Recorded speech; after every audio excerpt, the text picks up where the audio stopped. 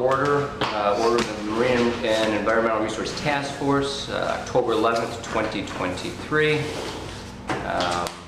Pledge of Allegiance. Ready?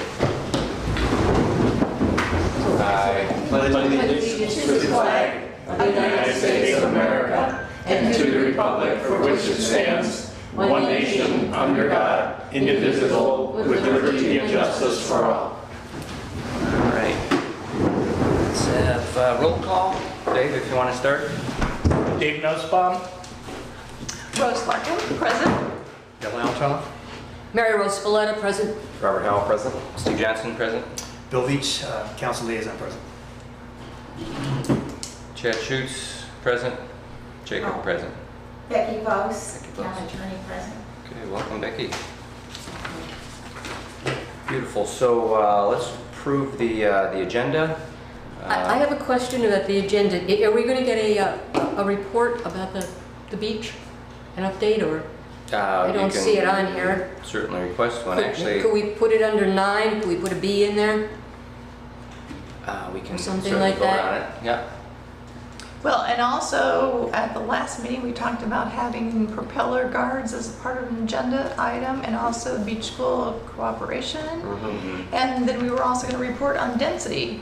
Right. So this was prepared by, and provided to us. So was this by request of the town council, basically, to go through the initiative list and to not pursue the normal items, I've been working from staff, and probably with with new appointment schedule coming on, it's probably not a bad idea to examine what we have going on. And Of course. Yeah. Oh, yeah. No, I think Right. that's fine. I don't know that we can do all that today. We're pretty well up to date. Like do a summary and a recap. Well, with new members, I mean, we have presented, and I can get into that during that session.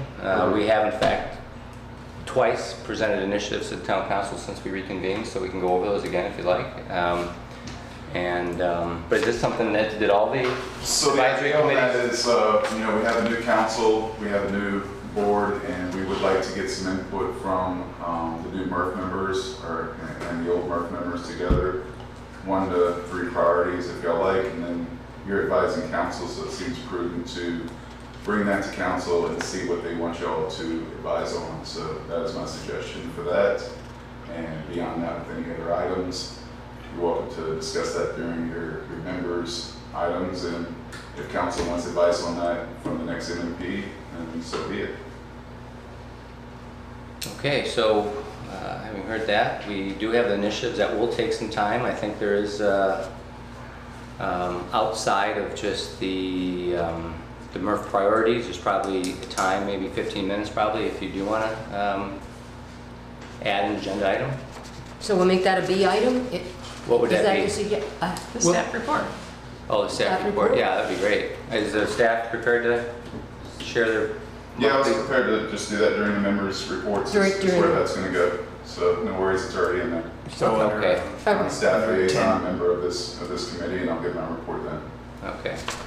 Okay, then I move we approve the agenda as it is. We don't have to put anything else on there. Right. So I move we approve it as it is. All right. Is there a second? I'll second that. Okay. Anybody in opposition? Okay. Motion carries unanimously. So that was a motion by Spalletta and a second by Nussbaum. Bill, could I see the minutes from last meeting? Is that what that is? Yeah, I have them.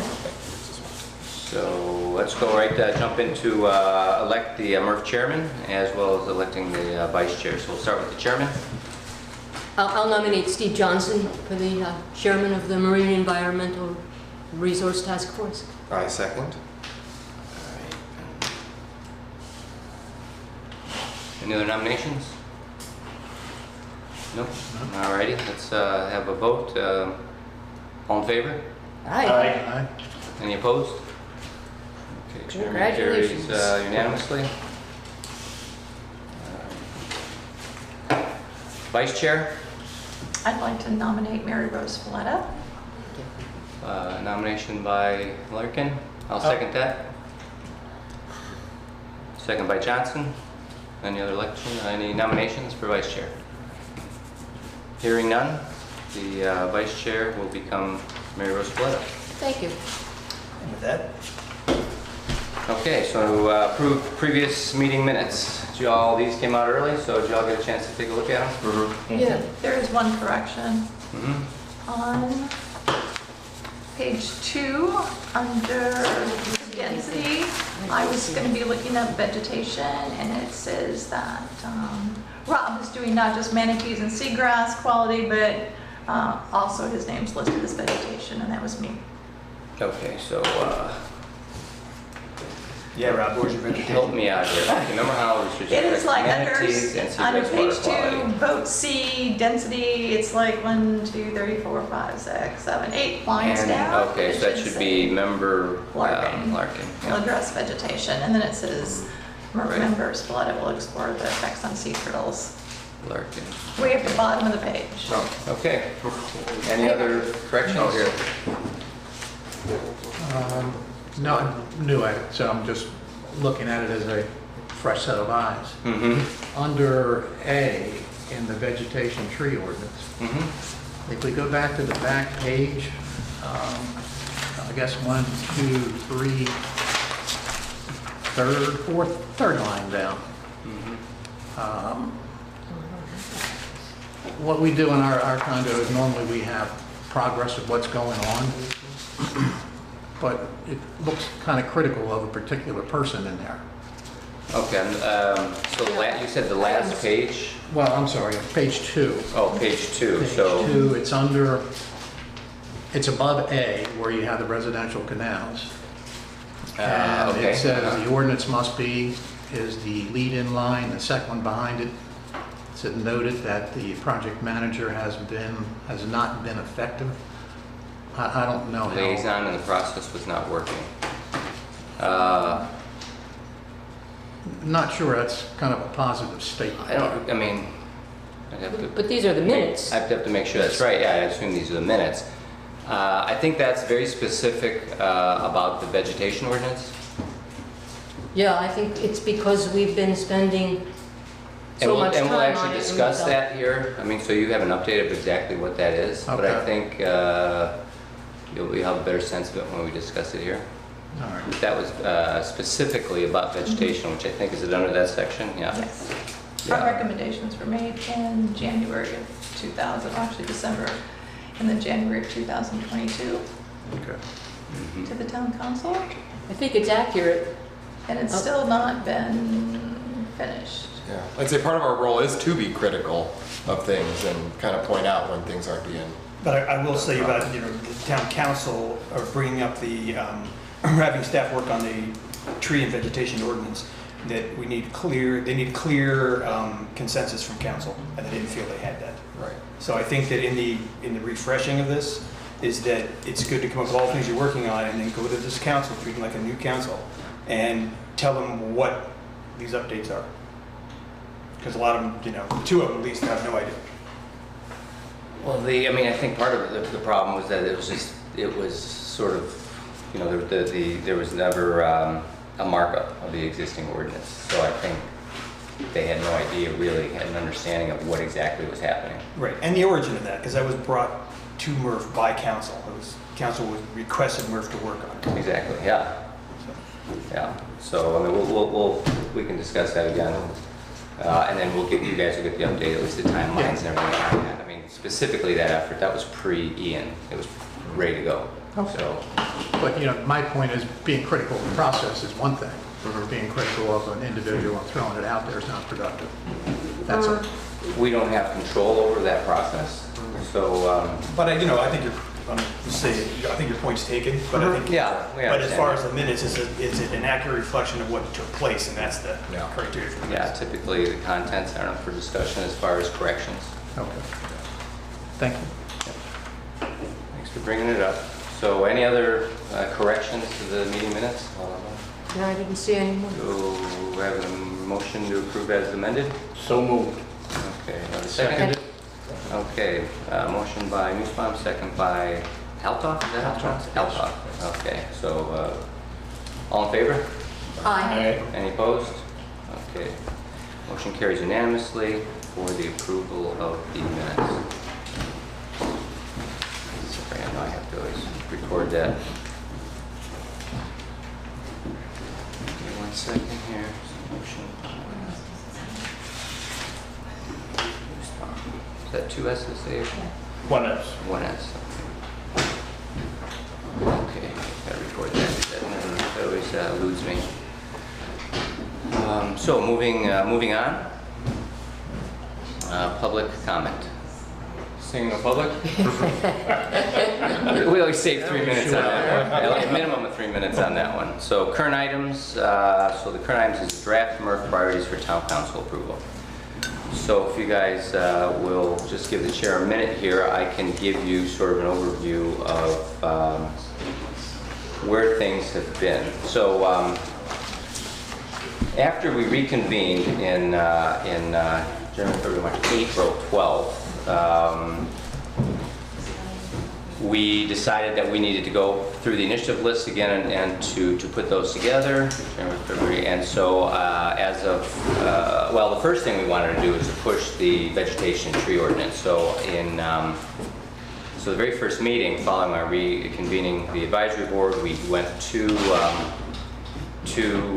council and requested that 4/17, April. Sorry, Chair, I just stepped out. Are we on item number 9? Yes. Yep. 9. Yes. So if I could, I just wanted to be able to read to y'all the purpose of the committee, if you would allow it. Sure, yeah. Let's see.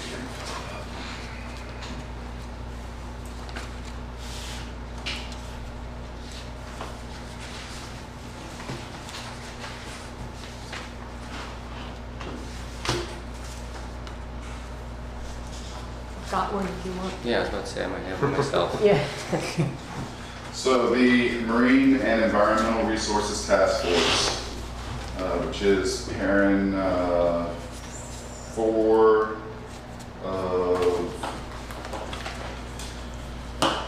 Section 2-94 of the Code of Ordinances. The broad objectives of the Marine and Environmental Resource Task Force are to further the welfare of the business owners, residents, and visitors of the town by helping them to promote a better and more healthful, safe, and attractive community environment, and to ensure that the unique and natural characteristics of our marine and environmental resources are preserved, or any other topics as assigned by the town council. What I envisioned here again is for each of the members to please just go through and list out 1 to 3 of your priorities, and so staff can make a report to council and get some feedback on what they would like to get advised on. If y'all want to do beyond that list of what council wants to hear, I'll leave that to y'all's purview. But if we could at least get that list from each of the members and get that to council, I think that would be productive for this committee. Sounds good. I just will note that we do have a list that I'm sure, I don't think any of you have that as a point. No. So when it comes to what what you'd like to work on, I guess Well, again, I'd like to hear from all the members. We have new members. If we could just do a quick round table and go around the table, that would be what I'm asking. Yeah, if I could just mention something, because the parameters of what all municipal boards and councils can do have recently changed. Up until next year, until June of 2024, there is a Senate Bill 250, and it was, it's a lengthy bill. It's got a lot of money in it, which it's a bill relating to storm readiness and that sort of thing. And most of the bill is very good for the state of Florida. There is one section in it, it's section 14 of that bill, that it applies to counties and local governments that are within 100 miles of the landfall of hurricanes Ian or Nicole, and obviously, yeah, obviously, y'all are affected by it, and that provision says that there can be no law or rule, regulation, procedure, nothing at all that makes anything more restrictive or more burdensome. That cannot happen until essentially a year from now. Okay, so that restricts what y'all can do. And you're not even allowed to, under the language of the bill, you're not even allowed to propose it. So if you're going to be talking about doing some things that would either be more burdensome to people or more restrictive, whether it's, you know, what they can do or the procedures that they would have to go through in order to do it, you just got to put that off for a year. Sure. Okay? I just wanted to give that as a parameter because, you know, most local governments, you know, the boards, the councils, whatever, oftentimes, you know, the regulations do make things more burdensome and more restrictive, but you just can't do it. So it's kind of It's a point in time. So I know that one of the things with the tree ordinances and the vegetation ordinances was just updating the list of plants that are considered invasive because the list changes. And in the original, in our current ordinance, it has the plants listed. And the idea was to refer to an existing list. But if there's any plants on there that were not on the original list, would that be considered more restrictive? Are we talking about a state list? Yes. An It's a existing state list, so you're going to be changing from your own local list to the state list? Effectively, yes. Okay. I don't see that, I mean, that's kind of a gray area, but I think that you're probably going to be okay with that. No. You know, obviously, there has been no litigation with regard to the effect of Section 14 of SB 250. And there is some going on right now in Naples that I'm aware of. But I think that probably would be okay as long as that list was from a state standpoint effective here. Across the state. So that if you didn't do anything, that state list would be in effect here. Is that correct? No, maybe not. No. No, it was. It's just an informational list of what's invasive and what's not. Yeah, and basically, one premise was actually was the request to restrict the planting of invasive plants for residential. Most of the vegetation ordinance was centered around commercial multi-unit properties. And you know, one of the items was that we had hoped at the time to prevent, after having done an invasive plant inventory of the island during COVID, was to you know, promote the planting of native plants for resiliency and all those reasons, but also to apply the state one invasive list to prevent those being planted even on the island.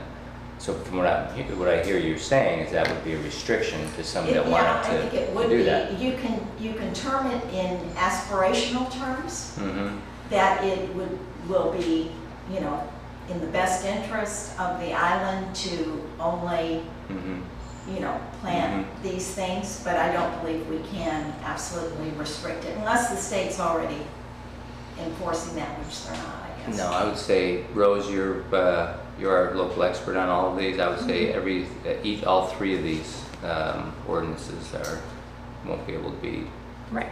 reintroduced until after that 1 year. Right. The second was a tree ordinance, and I'm sure there's language in there that restricted, you know, based on the council's input actually, to restrict certain things. I can't remember exactly what they were, but add restrictions such as, I can't remember, an arborist has to determine. There were heritage trees that Yeah. were included in there. that couldn't be cut down if they were on a landowner's property. Yeah, unless it was in an area that was, what's the term, Chad? The beneficial use area? Is that what it's called? I'd have to review. Yeah, but anyway, to your point, Dave, yeah. There were a lot of restrictions in there preventing exactly what the council was talking about. Yeah, I mean, some of that was existing, actually. I'm not sure we changed the Yeah, that multifamily wasn't. or the commercial one very much at all. I mean, I think one of the major premises really was just this prevention of planting invasive species. I mean, you can term it in aspirational. You say you encourage or discourage it? Yes. You do things not prohibit. Correct. Right. Could you offer something to make it more appealing? Give them a sticker, give them a star that says they've participated in this, or anything like that? Of course. Anything like that, a big Just- pat on the back. Right. Yeah. And I think as a committee, we can put out a list that says, here's some of the recommended vegetation to use. You're not limited to use those, but this is But it's- the recommendation. These are also invasive species, and you should refrain from planting those and give the reasons behind it. Don't just say, boy, it's on a state list. We can go out and say, it's on a state list because, and if it's because coconuts, you know, float from place to place and create canopies that are that birds don't like to nest in, then you can state that in there. There's, you know, the people, I believe, are willing to do what's right for the island. They just need to understand why the ordinance is there, and or why the desire is there to change it, other than just saying the And these state's can got be- it on an invasive list. Yeah, Yes. these can, as long as it's aspirational, that's fine. And And- staff agrees with that. I've had a lot more favorable responses, a lot more cooperation when I'm on the educational route with several of the ordinances, and I think that's something that this committee can help draft and move forward. We're trying to educate rather than trying to use a stick with everyone. We are first and foremost an advisory committee, correct? Sure. So we do not have the power, like, we can obviously suggest things, we've got to be more careful on what we're suggesting, but I feel like people are acting like we have more power than we do when we're just advising. And if the true purpose of the committee is, as Chad just defined it, for the betterment of the business owners, that should be both short-term and long-term, not just short-term financial. So I don't feel like a lot of what we're putting forward is detrimental to anything other than trying to preserve exactly what our purpose is. All I'm saying is we cannot propose any new laws, Right. you know, but you can have educational campaigns all you want, and I think that probably is more effective anyway. Yeah. And we do, we have a pop-up tent that's now Yeah, up we've- every other week, and it's been in existence for over 3 years. Sure, we write We go to articles in the schools, we set up. we write We've been writing articles, et articles cetera, in et the cetera. newspapers, so all those aspirations I'd say are already in place. My point just is like, I feel like because of some things being said in media, people are getting the idea that this committee, advisory committee, is pulling all these strings and having all this power, when we're just pointing out when wrongs are being done and when things that are in the gray area are being taken advantage of for the betterment of a single person instead of the island.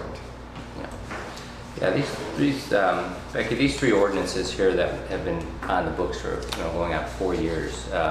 Oh, you can enforce existing regulations. The third one was a model ordinance that it was brought to us because we were the advisory council and that was the landscape irrigation and water shortage model ordinance. Was it adopted? Well, no, I mean, Oh, again, 3 years. Yeah. This was, the Southwest Florida Water Management District brought it and then notified us that, Fort Myers Beach was the remaining municipality in Lee County that has not adopted it. And Yeah. it's certainly, it's their model ordinance. Can't adopt it. Well, that's what I'm saying. Yeah. So really, any of these three, we need to. And sadly, it's retroactive to when Ian hit. What's the exact date that we can start? The exact date when you You start. said it was from a year. Well, assuming they don't extend it. Let me look. Right. Is there a what? Is it like from I Ian? have the bill pulled up, I think it is. Okay, it's section 14. Section 14, let me try and get to it. Well, it's See, confusing there- because the town council has already had one preliminary viewing of one of the ordinances for the tree Yeah, protection. and So they were just even like, if it were already, even if it had Works. already been adopted, Mhm. if it was adopted, after the date Ian hit, no, this would be before. This was like back in May of 2022. was it finally adopted? No, No. Then it can't. doesn't exist, No. yeah. All right. Doesn't Yeah. exist. All right. Because, well, I can tell you, I'm not sure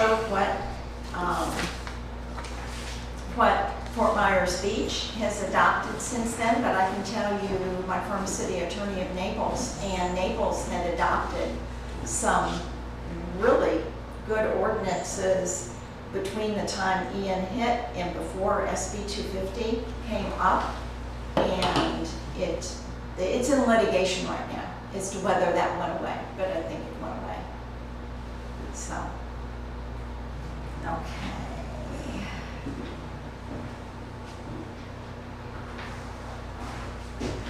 So maybe just to, Okay, the statute is retroactive to September 28th, 2022, and it goes to October 1st, 2024. okay. Thank you. Well, good. So really, just to sort of set the record straight on this, we were asked to look at these from town council. Originally, it wasn't a particular initiative of MERF. The landscape, the entire landscape and tree ordinance, then the tree ordinance was pulled out separately by a town council member. I think maybe the vice mayor at the time.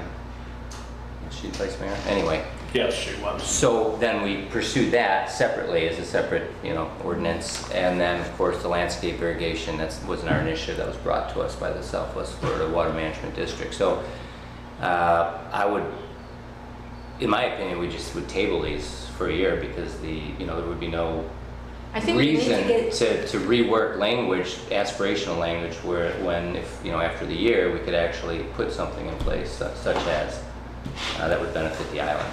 And again, the council. but Steve, that concerns me because this island is at the point where people are going to start planting. And we don't want them to put in plants or trees that are going to be to the detriment of the island. As long as they're paying money, they may as well buy the best thing. They already are. Can we just put out something that advises people to at least, So what prompted us to do that was that as we were advising people and asking them to put in natives and to take out invasives, the sort of prohibiting the planting of invasive species was so that the next door neighbor that says, oh, those Mexican petunias are great, are you throwing those out? Because I'll plant them in my backyard. Yeah. You know what I mean? So it really defeated the purpose. So that's sort of what brought us down that alleyway. But again, from what we understand, we're limited. We can't do anything. So. But you can have aspirational things, and it sounds like you're already doing it. Oh, absolutely. Yeah. Oh, yeah. Yeah. Are we able to advise council to make a public statement stating what, like, don't use invasives and this is why? Like, I feel like maybe people don't understand why we don't want invasives. We're just telling, don't do this, Absolutely. but maybe more education on it. Town council can have all kinds of aspirational things, and they can put you on a list of, environmentally respectful community, some condo, whatever. They can have anything that's aspirational, that's pat on the back, that's, give them a gold star. We have a very good town website and just putting out the list of state invasive It's on. plants. Yeah, we have. And I've read it, but you have to click the link and go to the thing.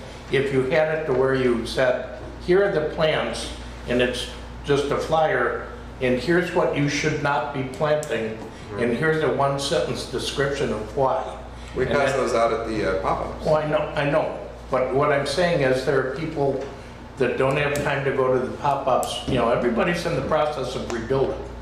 And, we're trying to get as much information out to as many people as we can, as succinctly as possible in places where they can find it quickly. Because everybody's got 100 things going on.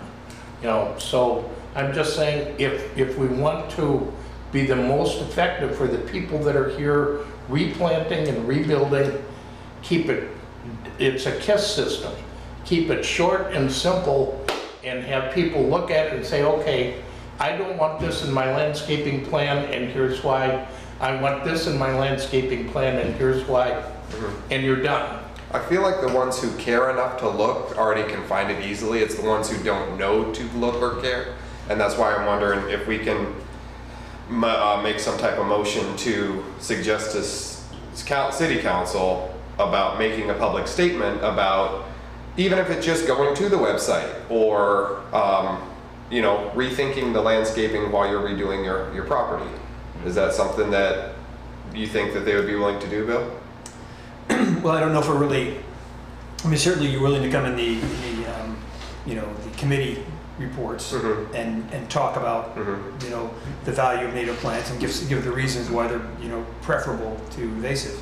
But I think, you know, you have the power to outreach on your own without going through council. And you, Oh, of course. in a lot of ways, you have more tools to do that. You know, if you want to involve the PIO, then that probably have to go through council to give that direction to the town manager. But I think, you know, a lot of things you're already doing, and I think that, like I said before, you have 3 tools to try to influence, right? You can legislate, you can educate, and you can do direct action. And direct action and educate are still on the table. So in a lot of ways, and I understand what Dave was saying, but I know when I moved here 13 years ago, I didn't have a clue about the environment here. Nothing at all. I mean, it's a pretty steep learning curve to figure out what really works in Florida. And We what should put doesn't. together a welcome packet for people moving down You know, on the island. and I know that a lot of people they'll move, they'll have a, you know, vegetated lot they'll buy, and they want to get rid of all the vegetation, put down rocks, make it a vacation rental, so as low as the maintenance as possible. I mean, and you have a short window to try to educate those people, because if someone buys a place and starts working on it, they're probably not, like Dave said, they're probably not going out and looking for a list of plants as preferable. They're probably trying to find a contractor and, you know, prepare their site and working on permitting and all that kind of stuff. Could we maybe reach out to a local landscaper or some type of greenhouse and have them have a little more presence on the island that pushes the natives? There's over 40 that I can think of that are landscapers that are operating on the island. It would be a monumental task, literally. And then you miss one person and he's putting rocks in the guy's yard. So, Well, rocks aren't talking invasive, but yeah, I see your point. you know, and we don't need to make everything a hanging garden of Babylon, but we do want to encourage attractive landscaping. We want to stay off the state list of invasive species. But I mean, the whole, I'm personally sick of looking at sand lots driving up and down Estero Boulevard and on the side streets. So I can't wait until we get more people doing more plantings with more trees and brush and landscape and bushes and grass, just to get grass back again. Well, now one thing, you know, that is probably possible, maybe a bit of a task, is to try to compile a list of the landscapers and then work on educating the landscapers. Because they're probably the ones who are doing most of the planning on the island. So if Would it be counterintuitive to recommend certain landscapers, or is that some type of favoritism? You knock yourself up. No, we're not going to. Landscapers only do natives. But we could send out a call to the landscapers and say, you know, here's our list. If you want the approved list, you know, we can say, here's the list. We've given it to these landscapers. You know, that way that we're not endorsing a landscaper. All we're saying is, you know, Joe's Landscaping has reached out and received the list of the preferred plantings and the invasive species. And if you list 5 of those guys and say these guys have all reached out, that's a possibility without recommending anyone. Am I correct or not? Or along those same lines. That's, I know it's skating. Along those same lines, you could kind of pre-qualify those landscapers as Well, so you not just say this is a Fort Myers Beach approved landscaper, or they like native plants. They're just not even going in that direction. Marco Island has a. I retract my statement. It's That was not it's even- a monumental task trying to permit these guys, and I don't think we really have the staff resources. I appreciate what you're saying, but also, I mean, they're only restricted by what the land development code is. And right now, we really only have guidelines for commercial and multifamily. Right now, there aren't really any prohibitions, I think, on residential landscaping outside of the amount of gravel, let's say, or non-pervious surface that you can have and those types of things. So those are the guidelines. To your point about communicating with people, I know Rose also is on the Let's Go FMB, which is obviously just a resident group, and they're working on that same type of, here's your hit list of what you can and can't do, and sort of the recommended steps. But again, it's got to be within the current land development code. And they have on their Facebook page the directions for Fort Myers Beach town website for how to find all the information that's there. Yeah. Because that's kind of challenging. So they have the directions step by step on how to find it, and that's posted. They have other information. They have a PowerPoint video of native plants that they could put in. So. Yep, and Rose also, you know, more or less single-handedly populated the website with, you know, with that information you've seen up there. Yeah. Filled the environmental page. So, you know, maybe advisory. You can just talk to the PA, you know, Jenny Dexter, and suggest that you drive answers to questions to the website. I mean, I'm not sure what else we can do for the time being, anyway. We can put it on the agenda if someone comes up with another way of presenting it so that everybody is going to want to do it. At this point, I don't have an idea. I'm thinking that, you know, Dave's idea of coming up with some kind of listing of plants that we can say, join us and be part of our forward-thinking garden club or whatever we want to call it, or if we just want to present the council with this problem that we want to encourage these plants from being planted and these from being avoided, and ask them to suggest what could be done. I just don't feel we should drop it. I think it's so important. No, I believe we can, and Steve gives a report to the council. He can say, we discussed it at the meeting, we developed a list, here's our list. We encourage everyone to try and use these plants in their landscaping. He can read the list into the record, and here's a list of all of the ones that you should not plant because they're on the state invasive list.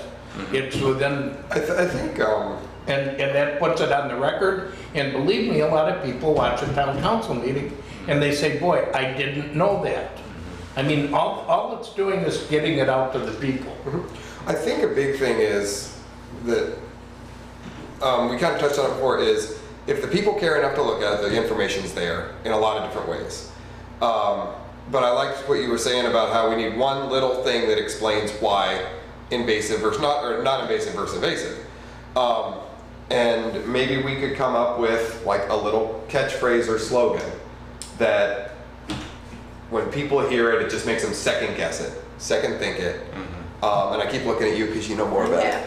But like, do you think maybe like a little, not even a paragraph, but just like a 1 to 2 sentence little catchy why? Because why? Oh, yeah. I mean, really, like so that's my question to you, Rose. Well, there was a great article by Smithsonian on why you should plant natives and not invasives. That I'm sure there's something catchy that can be pulled out of that That was my, up-to-date that was my exact same thought. Words. Just say plant right.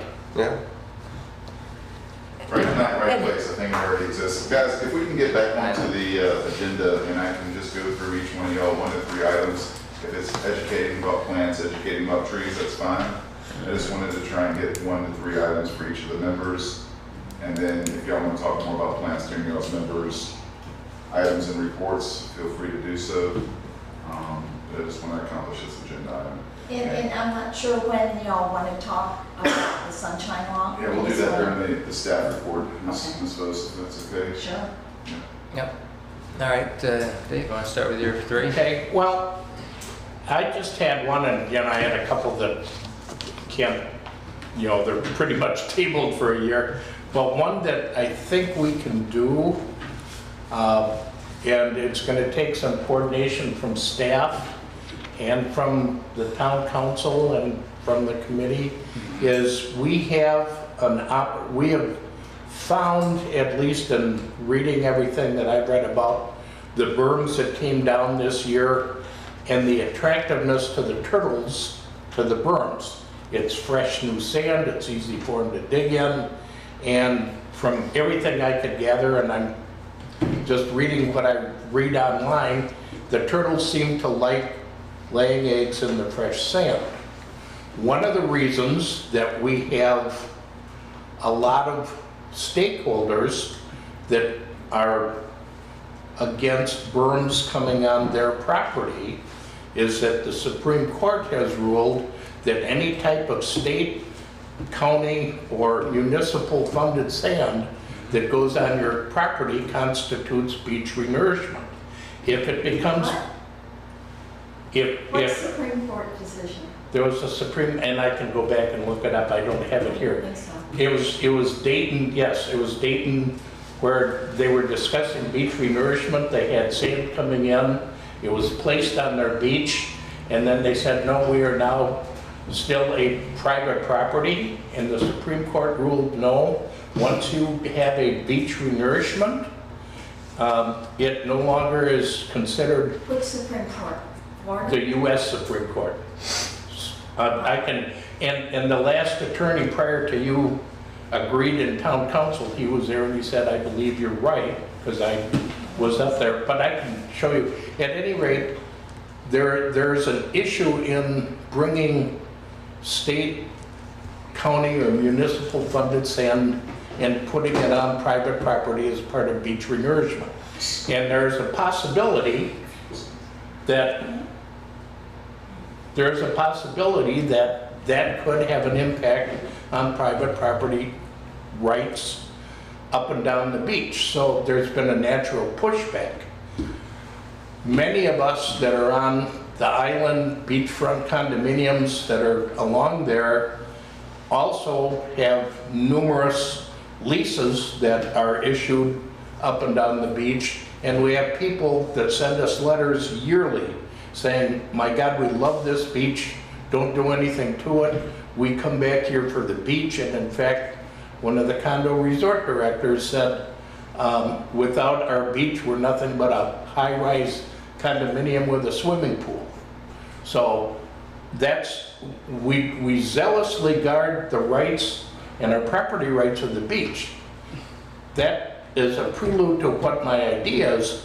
I think we can start along the condominiums that are on the Gulf side of the beach, a 501c3 not-for-profit, asking those that are leasing to donate $20 towards funding sand to create a berm on the beach for turtle nesting season. And we can say, save the turtles, create a nesting area, so on and so forth.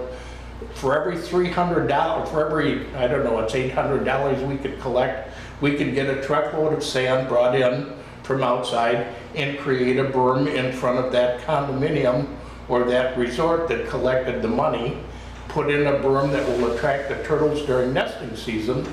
And then at the end of the season, when all the turtles are hatched, we can take the sand, move it in, and fill in some of the low spots and create a higher elevation on the beach, which is the whole purpose behind it. So it's kind of a win-win for everybody.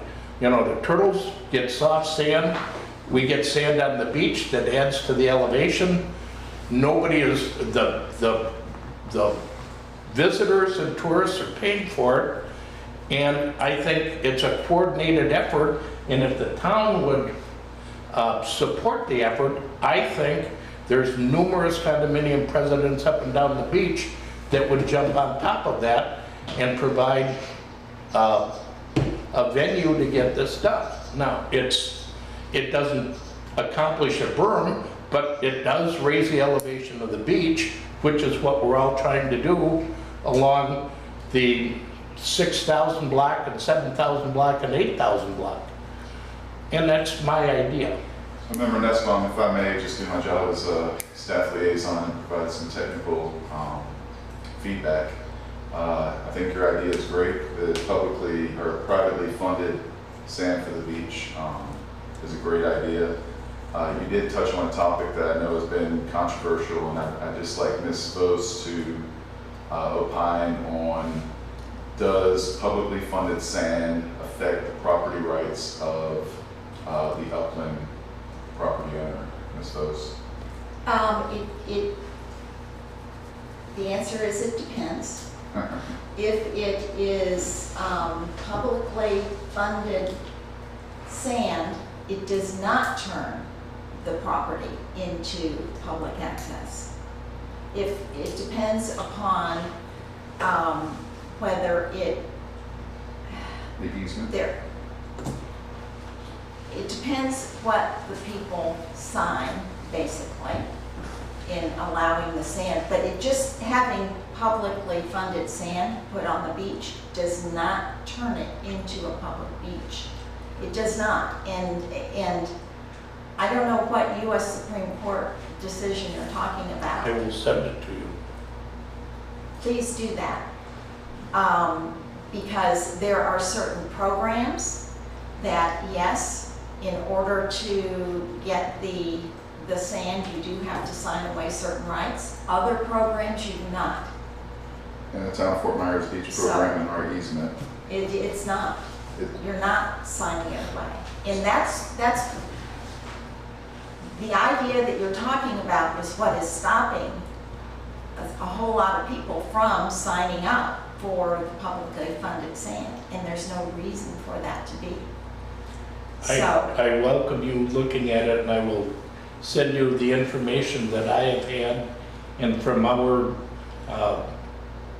2 or 3 legal opinions that we've had, including I specifically asked the prior town attorney at a town council meeting, and at the time he agreed and said yes. So there's a nuance to that, Mr. Member. The nuance is that if there are state lands that are in the mean waterward of the mean high water, and you put sand on top of that state lands that was submerged and now make it uplands, so to speak, that sand remains state lands. Yes. There's no question No question about that. Right. So I think that that's what that ruling refers to, and I think it's been a little twisted as to you're losing your property rights with that sand. But you can get with Ms. Vos and give her that. I would be more than happy to. Because I do know, like, the ECL or the mean high tide line, the ECL is basically a surveyed, right, mean high tide line. Erosion control line, yes, Right, sir. that any sand that's put seaward of that I think becomes. That's correct. It's not becomes, it remains state lands. However, Councilor Beach, if there's no ECL line, Yeah. Correct. which on the 600 block, 6,000 block, there is no erosion control line. Right. Correct. So once the sand comes on the beach, that can be argued legally that becomes part of beach renourishment if it's state, county, or municipal funded sand. So everything can be argued, Member Nussbaum, but we can call Greg Garris at FDP together, and he will tell you that,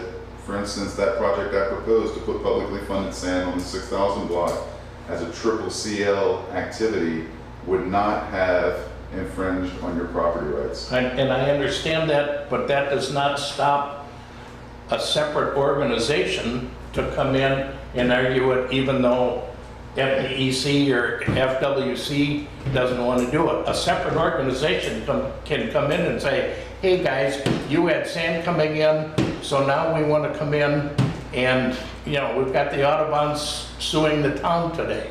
The Audubon can come in and sue the people that brought it in, create an argument, and they'd have state statutes backing them up.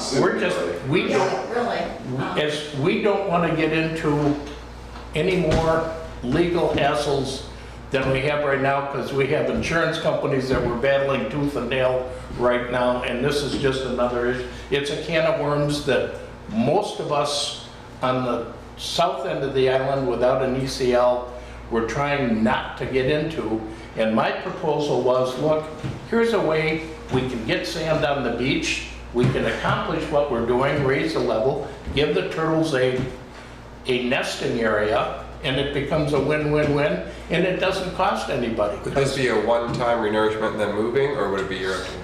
We do it annually. We do it every year. We collect it from the, we have thousands of leases that occur every year, and if everybody put in a $10 or $20 contribution, which is tax deductible, and you say, look, we'll give you a free koozie, or, if you put in $50, we'll give you a hat, and you go through, and when you have enough money to buy a truckload of sand, or 2 truckloads of sand, or 5 truckloads, you dump it out there, put out your berm.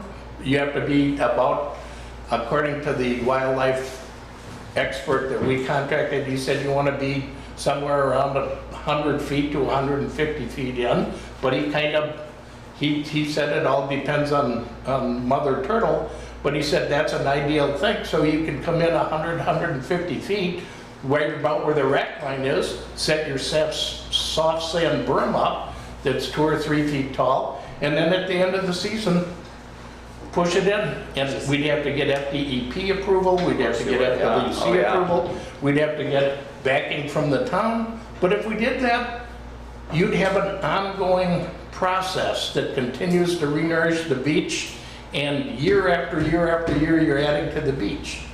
It's an excellent idea. Do you have any others? But you're making the assumption that's... Not as long as you continue to rake that beach the way you do. You're below sea level there now. So that beach is so degraded that... If we can just stay on topic and everybody's going to have their ideas. Okay. Right now, we just want to get the ideas and so we can get advice from council. And So to record that properly, what was that? How did you record that? Private? A 501c3 for privately funded beach sand. Does that sound good, Mr. Member Nussbaum? And I believe there's precedent, I've heard that and verified that Captiva does that to some degree, where they pay for the renourishment. Yeah, they have a taxing district, but that's government again. So as soon as you're a taxing district and you're going through that, 501c3 would be complete. I think we'll be here a long time if we start opining on everybody's ideas. So if we can just move through. Any more, Mr. Nussbaum? No, that was it. Right. Thank you. Ms. Larkin? Obviously vegetation and just getting the word out. I'd also like to have some focus on fertilizer again. The town did have those fertilizer cards that were laminated that were given out to landscaping companies and residents, and I don't know what happened to that, but banning fertilizer is a good thing because that contributes to all of the red tide and blue-green algae problems within Lake County. And then... So fertilizer Well, we would can't be ban advising council? Exactly? Well, there was those cards that you had that were laminated fertilizer handouts cards. to the- Yeah, and those could be to residents or landscaping companies. So advising council they want to to do more replenish fertilizer those. education? Okay. And then my third one, it's a toss-up. It's between the coloring book that the Fort Myers Beach students and children are creating and kind of is in the works, and the pamphlet that METRF was going to produce for Fort Myers Beach. So it's kind of one of their informational. So Fort Myers Beach students, Yes, the coloring book. coloring That's book? kind of in the process. The students that attended the summer camp here at the Mound House contributed some of their drawings and work to that, because METRF was here a couple times with a pop-up tent and did Sure. walks on the beach and stuff with the kids. And what would we be advising council to do with the coloring book? Just to be supportive, I guess, at this point. We already, there's already an artist, a professional artist that's volunteered to donate their time to contribute work to it, so it might be printing when it gets to that point. I think that's the thing, if this requires some funds from council, I mean, just to go out and do an educational It program. would just be, it would just be the Sure. printing It possibility. doesn't, there's been donations for it, but... Yeah, and we've had donations for it, a large sum of donations, so. Specifically for that effort, yeah. I think probably the thing to bring that in front of council is to make sure that the council buys in the information that you're putting out, so it's not Right, going away from. right. And then we get permission from all of the students and their parents for publication of their artwork. Okay. Any others, Member Larkin? Nope, that's it. All right. Member Altoff? To go back to the easement again on the beach, I think it'd be more receptive to the owners if you reduce the term from 15 years to 5. That might be, it might cut down some of the resistance to that. Can you articulate that a little bit better? What's the 5 and 15 years? So the period of the easement right now is 15 years, and I believe he's asking it for a period of 5 years. That's Okay. correct. And it allows access to, because once they put down the sand, they come down for a few years and rake it and work it, I think. Mm-hmm. That's the intent of having the length of time. But the, And monitor it. but the dune requirement, that's never ending, correct? The managed beach zone? Well, I So specifically that's a- hired. Yeah, that's separate. That's a MOA that would be established in accordance with the dune management plan, which comes along the sign for the easement. Right, so that has no, So, anything else, Member Altoff? The only other thing, I was just kind of keeping it at the 10,000 foot level, is to try to keep focusing on the island's recovery and do what we can to support that. And anything environmentally or Marine Resource Task Force specific with that? Well, I was going to say don't put anything restrictive, but that's already been talked. So, no. So promote recovery.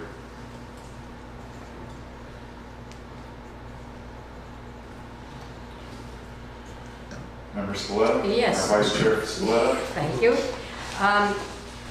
I was at the LPA, was it the LPA that met yesterday? Is that And the the town correct? council.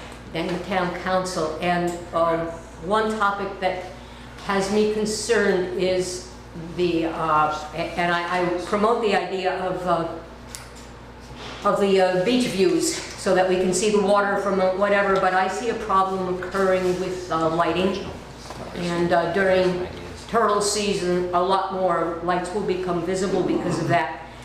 And I'm also concerned about the development of the canals. I would like to see them be disallowed from becoming commercial, those that are all private.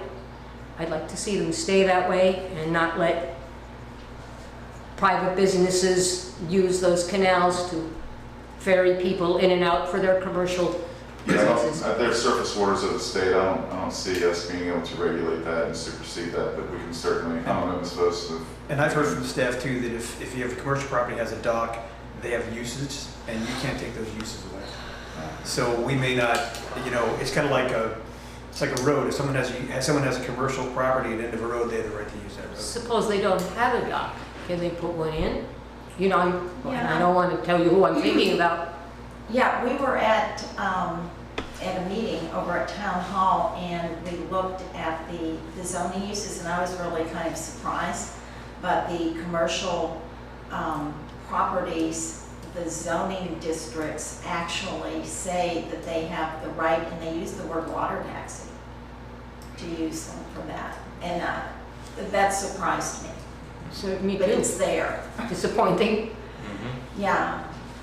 And of course, I go along with the idea of this pamphlet. I think it's past time that we need something that we can hand out to visitors so that they can become immediately aware of what our local laws are that might, one of the things I'm thinking about dogs on the beach. People, I see them out there and their dog is loose because they don't realize it's supposed to be on lead. They didn't read the sign, but maybe a pamphlet with the information on it would help. With regards, just for anybody who's watching, with regards to dogs on the beach, please call BASE. That's what they're there for. They are beach and street enforcement, although they may have a new name now, I'm not sure. But that number is 239-788-7765. So call BASE. They're out on the beach. They have buggies that let them And what are their hours, Chad? I believe 7 a.m. to 9 p.m. 7 days a week? Yes, ma'am. Thank you. So just a question for you, Becky. I know there's some restrictions about, like, we as a municipality can't mandate some document that goes into a closing. We're not like an HOA with the ability to do that, right? But is there a mechanism where we could, when there's a real estate transaction, that we could send information, like they're talking about a welcome to Fort Myers Beach? Oh, absolutely.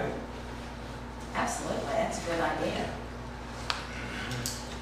And I And think then- that's it for me. And then I'd just say that the different bits of information that this Yeah. committee would think important to put in that packet, then that would be something, and then maybe even do the effort to put the educational material into a format so the town can print it and send it, but not have the town to create it. Sounds good. All right, for me, first and foremost is environmental education and outreach. Trying to maybe get into the schools more, educating the children, getting them more involved in the community. Connecting people with wildlife and wild places, I think, is the best way to fix every issue we've ever brought up in any meeting. So you're advising council to direct staff to do that, or what are you advising? Maybe get funding for some resources for whether it's this committee or a group of educators to go into schools with pamphlets, with biofacts and skeletons and cool things to educate the kids about their backyards a little bit better, about native plants, just everything we've talked about, being more involved in the child part of the community. That was a request from town council specifically for the beach school. And as an educator, I love doing that, going out in front of kids and teaching and that. So, So you'd want to get paid to do that, or what are you saying? I mean, I'll take money for it, but I also would not mind volunteering time to go help and educate. So the request, yeah, I mean, the request from Councilman Adderholt was to help the beach school because they came to us for help in not necessarily curriculum, but some programming, similar to maybe like the Sandville Water School, whatever, and some resources to help run that programming. And they came to METRF to request that. So I'm not sure how that becomes advice, you know, what we're advising the town council. It's not every single thing we do, I guess, based on that request. But just articulate that for the benefit of Rob. That was on the list. So I don't know how that fits into your box for advice. But Anything else, Member Howell? Yeah, I think if we're not able to put new ordinances or enforcements or things like that out there, if we're kind of restricted for another year, I think being more proactive and aggressive with enforcement, follow up with enforcement, and whatever the punishment or penalty is for breaking these current ordinances and laws, whether it's getting more staff, making sure the beach staff is going further south and you know, following up with things going on. I think we need to get, I don't know if it's more funding, I don't know if it's more hours, different schedules, just have more enforcement out on the beach to enforce and protect what's already out there to better this, because I think a lot of the issues that we bring up in here are just that things aren't being looked at and enforced. I think things get overlooked and passed over or ignored, and I don't think that's okay anymore, especially if we can't put more things out there to protect it. So more aggressive enforcement on the beach. Mm-hmm. Anything else? Following up with the raking and making sure the lights are, you know, that kind of goes back with the enforcement. But yeah, I think that's all for me. Sorry, so what was that last one? Raking? The raking and the lighting, making sure those are, you know, as those are updated. Compliance. Raking compliant and then new lighting yeah. Yep. So saying more aggressive enforcement on raking and lighting? No, those are two examples, but yes, those are two of the bigger issues. Could I ask what you mean by raking enforcement? I mean, Making sure they're not raking too close to dunes, making sure they're not raking up onto the new berms, making sure that they're raking the proper distance away from those things, wildlife areas, and not making sure the rack lines, the most recent rack lines, the median high tide rack lines are not being affected.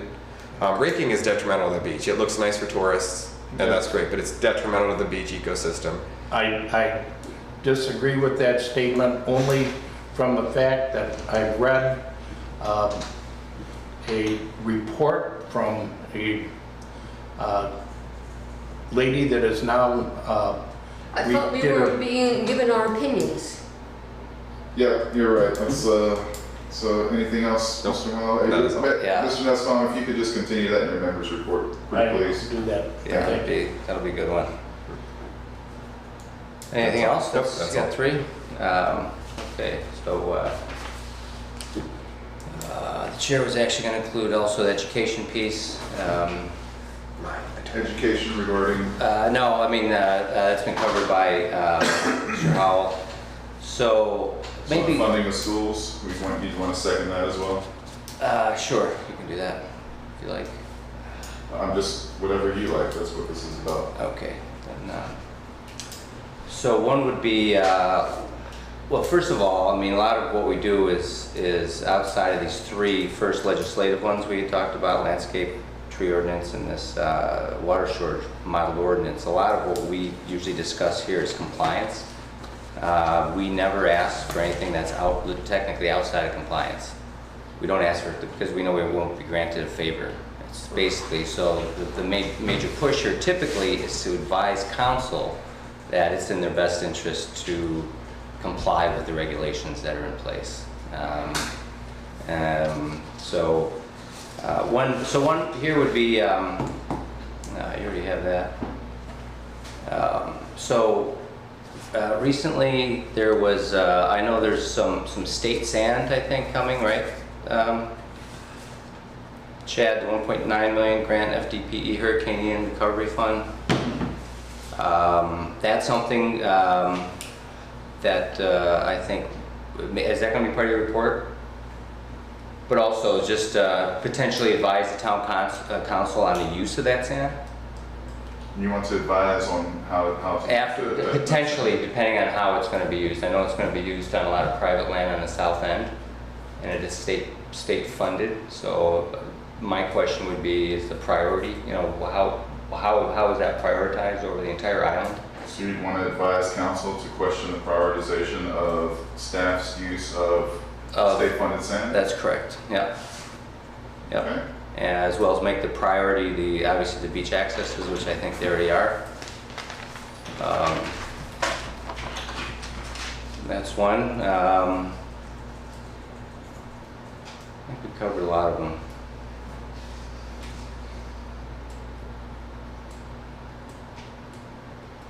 I think we said density intensity maybe would be left more for professionals. I mean, I that's, think so. I mean, we all had our breakouts for that, but after reviewing that, I thought there's already expertise in that, so why would we re-research that if we can find that? So maybe that's, so maybe we can't put it in there. So density intensity as it affects the environment on Barrier Island.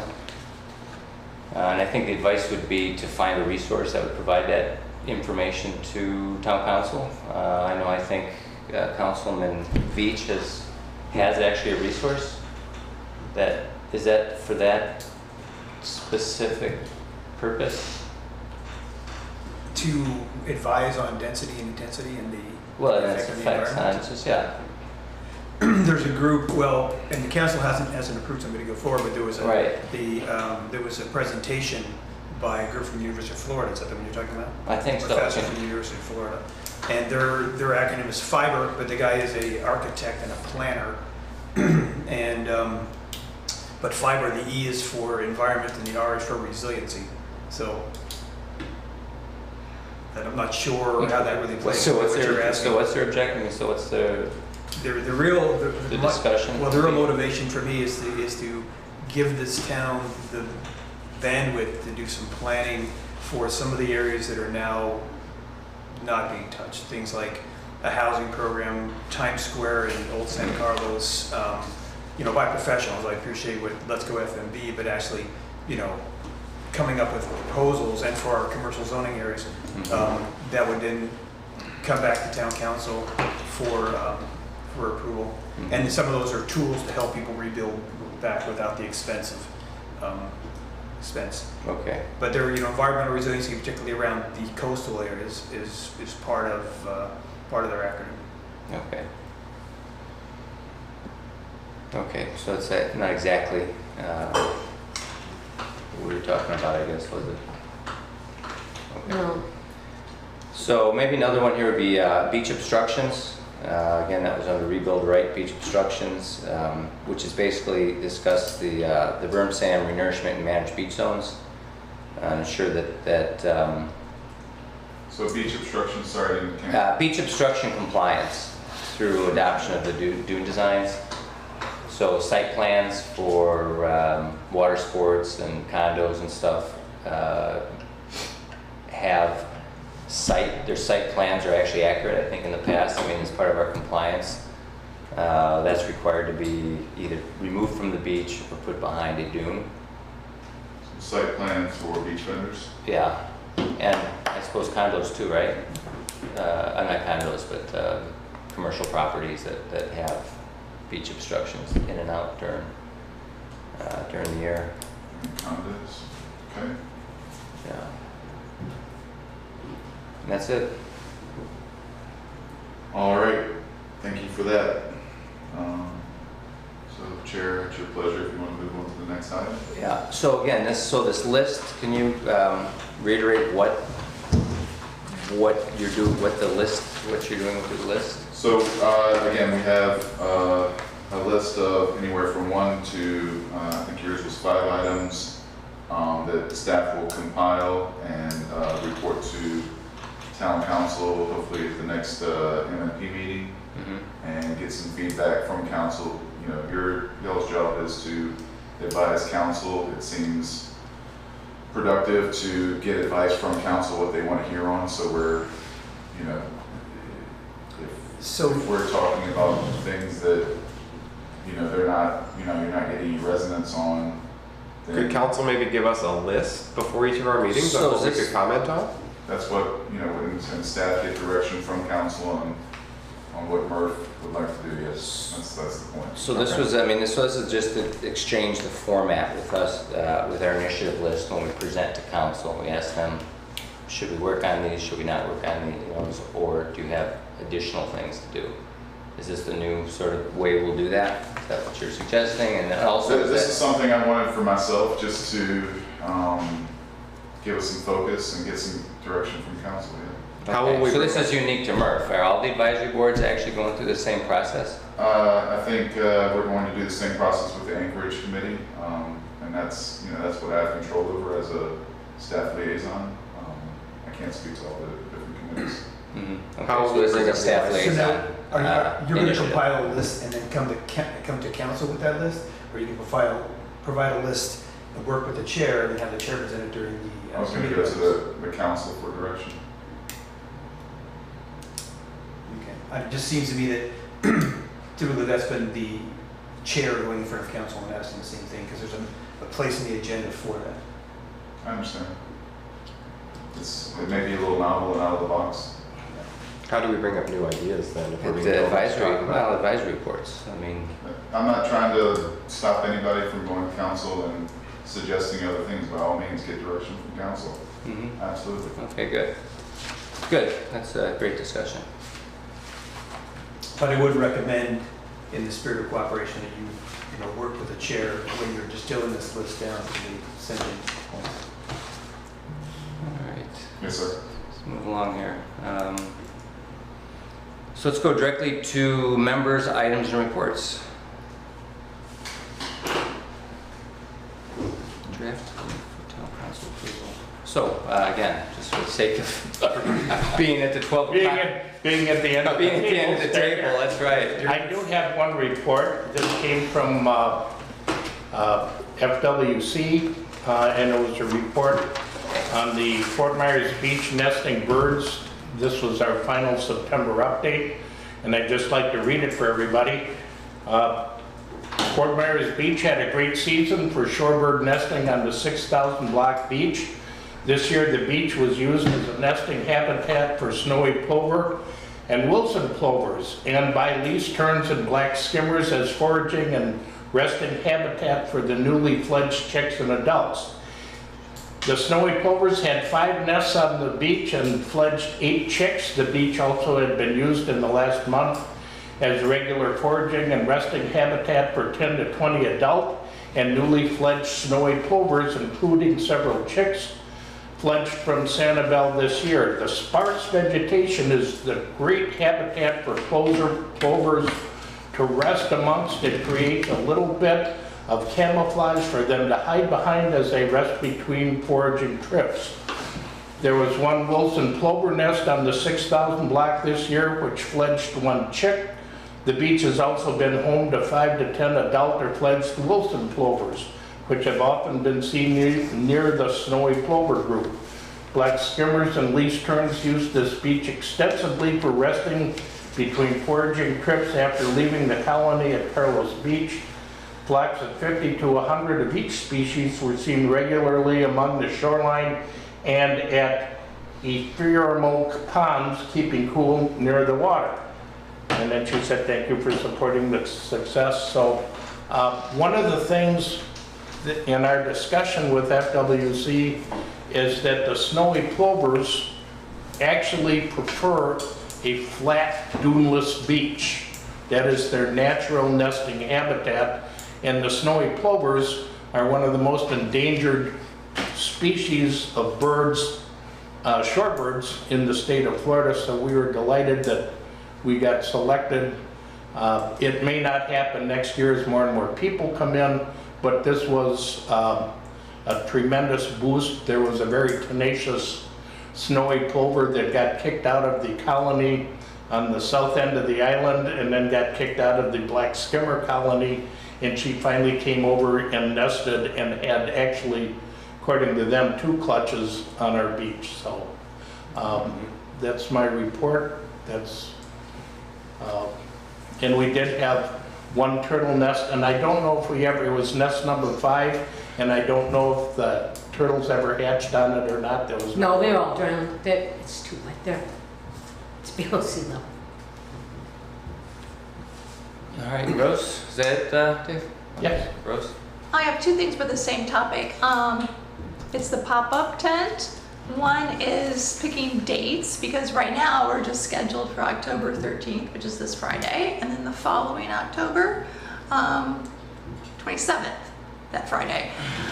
So to add in, because we're doing this every other week, November 10th, November 24th, December 8th, and December 22nd.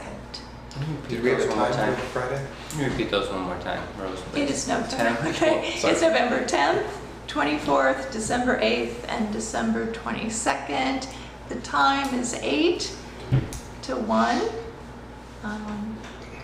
in Times Square. And that's at the It's the farmer's market. Farmers Market, right? And then the other part of the pop-up is that, and this is kind of based also on request from residents of testing their soil. So I have typed up the directions on how to have free pH soil testing done by the Lee County Extension Service.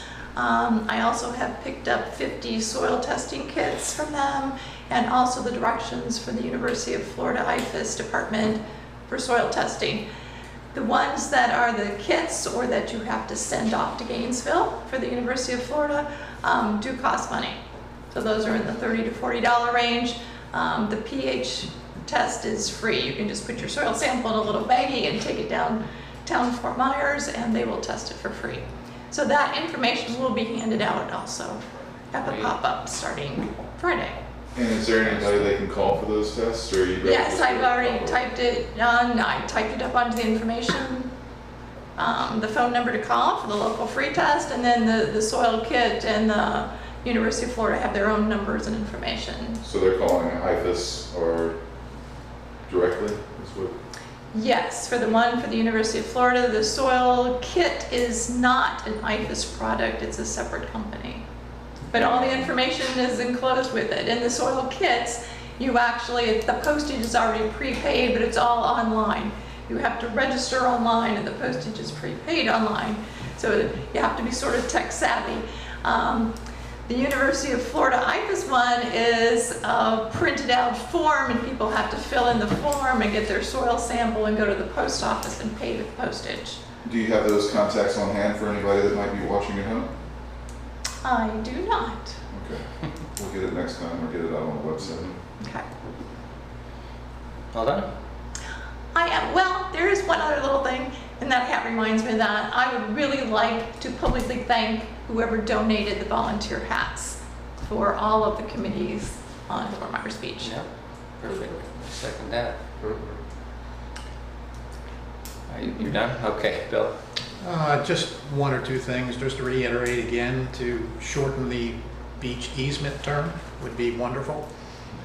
I've heard here today different methods to get compliance from owners and visitors, and whether it's dogs on the beach or any subject. But to be positive, to be pro-education is the way to do it.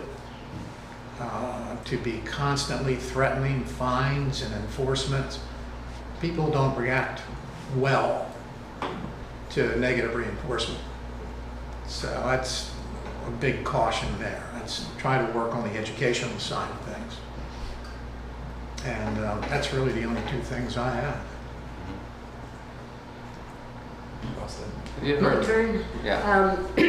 We still don't have the final statistics on the turtle nesting season, although I think our numbers will be good. They won't be as good as in previous years. We had a total of 71 nests. The last few nests were washed out by the water event that we had. Up until then, as Dave said, they seemed to like the new fluffy sand. We had some problem after it rained, and some of the nests were a little bit low and got some water, and didn't have 100% hatchling on it. But when I have the final statistics, I'll share them, and that's it. Rob? I know we're not talking about the research that we did anymore for all that, but I did want to point out, just so people are aware about what's going on with seagrass and manatees up till now. So in Lee County, we're leading the state in manatee mortality rates at 87 just in this county. And with seagrass, we have lost over 21,000 acres of seagrass since Ian. Since Ian. So Wow. it is something that I think, building on the replenishment of whether it's mussels or doing water, getting in our local elementary school involved with the water school with FGCU or something, I think might be a neat route to go in. And I've been kind of looking at different programs that FGCU may have for outreach if we intended to do more with that. So I'm kind of looking down those routes. Awesome. Yeah. What do you attribute the loss to? Water quality is so poor. Prop scoring obviously is part of it. Manatees are starving from lack of food is #1 killer. And I can get you specific numbers on what was natural mortality, propeller scars, and starvation. Those are the 3 leading killers right now. Yeah. So the 20,000 acres of seagrass that's been lost since Ian, was that because of Ian? I don't know if it's attributed to that, because before Ian it was very high as well. I think it was the water quality just dramatically getting lower and lower, and then Ian pushed more chemicals and stuff and nastiness into the water. But there's also been a lot more prop scarring because a lot of the slow speed signs have been knocked down. FWC has put up all of their signs in Lee County, not in the neighboring counties though. But the federal ones that are regulated in the main channels, those have not all of them are back up yet. And I think people are taking advantage of that, especially speeding in the Back Bay here, since they raised that speed limit. People are driving, because the last bit of seagrass behind in Matanzas Pass starts just about here.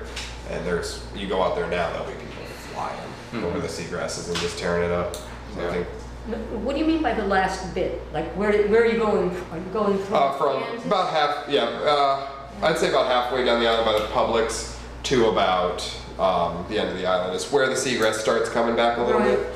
Yeah, the further you get from Caloosahatchee River, the better it gets. Right. Yeah. Okay, the only update I have is actually for Jennifer Rusk, who wasn't here today. Fright Night. So the PTO asked us to participate in the Fright Night events at Bay Oaks Was that the 20th? October the 20th, yeah, with the Murph tent, and we will be there. So anybody that is not aware of it, come on down. Gonna dress up like a scary invasive plant. The Venus flytrap. And a butterfly, and a moon, and a monarch. What time, Steve, do we know what time? I don't. Okay, we'll have to check it out. Yeah, that's a good point, because I think it's starting probably during the early. day now. It's earlier, yeah, it's not going to be. It might be right after Because it's school. going to be outside, actually, like it was last year. Gonna be at the school. Oh. Apparently, School, yeah, I right. wasn't able to attend last year, so, not at the school, at Bay Oaks At Bay someplace, Oaks. well, the compound back I there. motion we're all required Follow to dress up the, as follow native the people, animals. yeah, that's about it. Okay, I think that closes members, oh no, staff was going to give their update during members' items and reports. Sure, so we did have a water quality advisory during September 25th and 27th. We had 2 poor readings in a row at Bowditch, which caused an advisory. We also had a poor and moderate level of enteric oxide, which is an indicator for fecal contamination, for lack of a better word, over at Lynn Hall. There's a better word. Don't use it. More common words. There's a better word, but I think your choice is good. Sure. So those have been lifted and all the water quality is good now. So no need for people to worry. Just keep checking healthy beaches. Red tide also not present, which is great news during September as well as now. So the Idalia cleanup, staff attended Florida Shore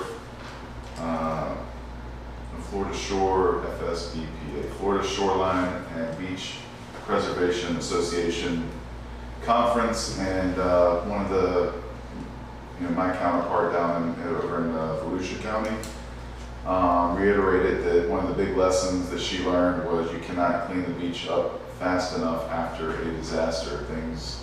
It's a dynamic environment, things are getting buried, things are getting moved around, and the faster you clean it up, the better. And that was actually after the Idalia cleanup, but staff really, our goal was to get Idalia cleaned up as fast as possible. There was a mass outlet event with, I don't have the final reports on the numbers of tons of cubic yards, but I would venture to guess hundreds of cubic yards of debris-laced algae that built up kind of on the central segment.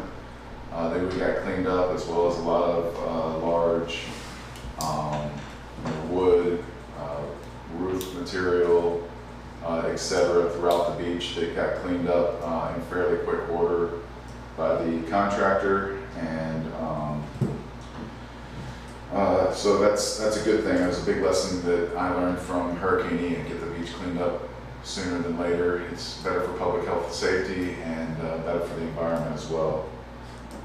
With the renourishment, we're moving on with permitting from U.S. Army Corps, and we're still hoping to start in December 2023. That beach will be under construction from December 2023 to May 2024. So be working with the beach vendors and property owners and trying to get them noticed.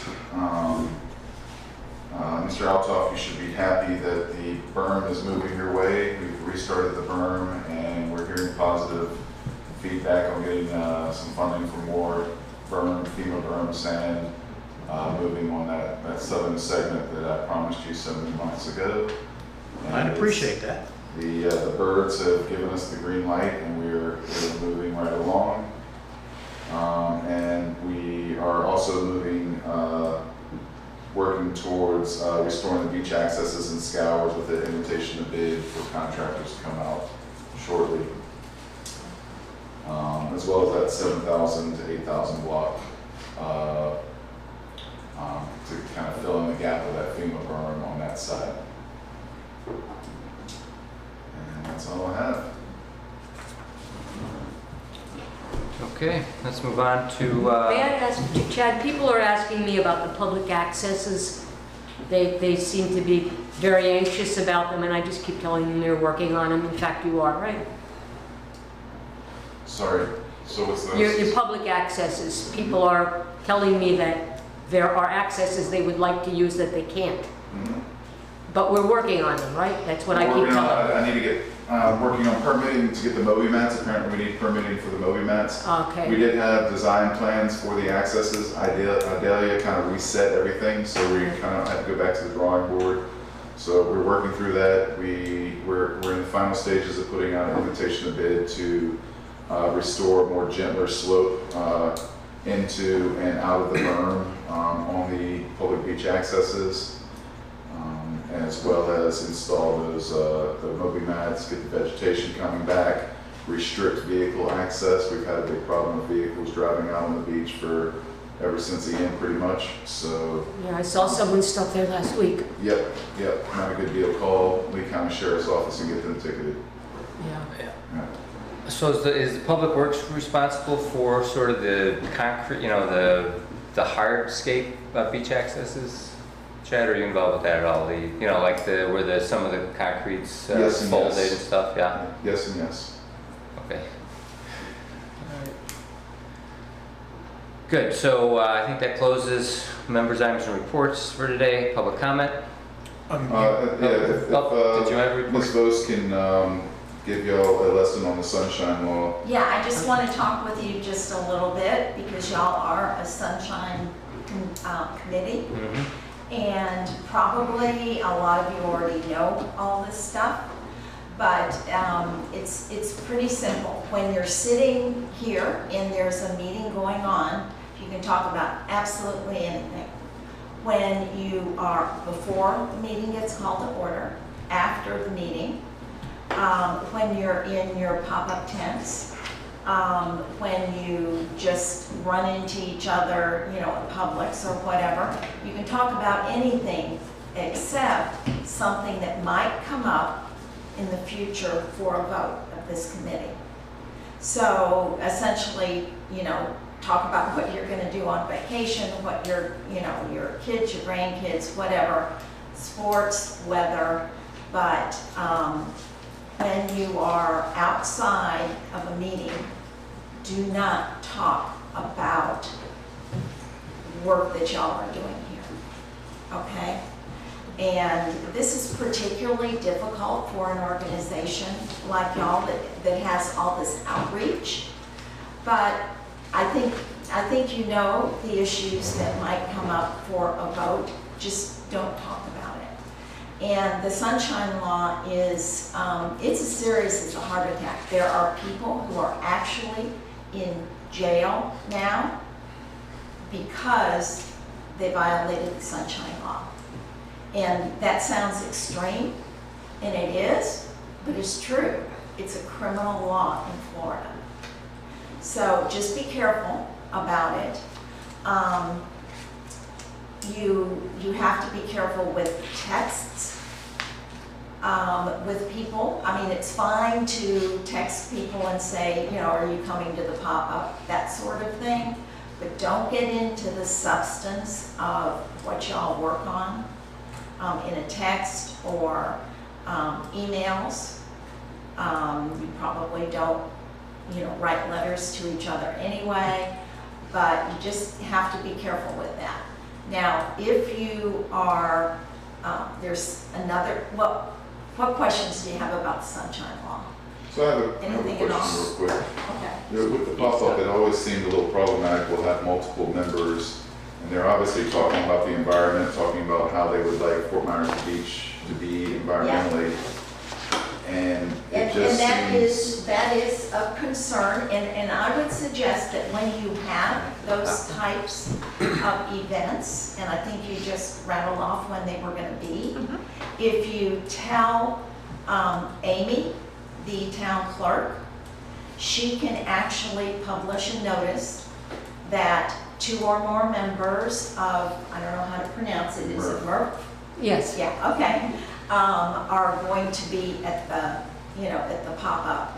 And actually you can use it as somewhat of an advertisement for what Sure. you're doing, and it maybe cause people to come there. Mhm. But, but when you're talking to, I would not talk together about the environment when you're in that sort of situation. You can talk with other people all you want. That's not a problem. Can we just make that? That's usually what happens. I mean, that's, Can we just make it an ongoing known thing that 2 or more members will be there?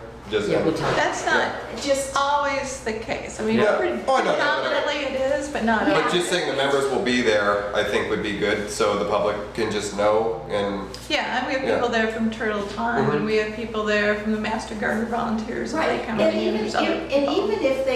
even if 2 or more of you are not there, it's fine to have a notice. yeah, well, that's what I'm saying, just There will kind always of make be it a one. public notice anytime that there'll probably be. There will always be Yeah. one. Well, the public has to be noticed on specific dates and On times. specific dates and times, yeah. Well, I mean, we sure And know. as long as you give Amy the information ahead of time, Mhm. she can make sure that that happens. Okay.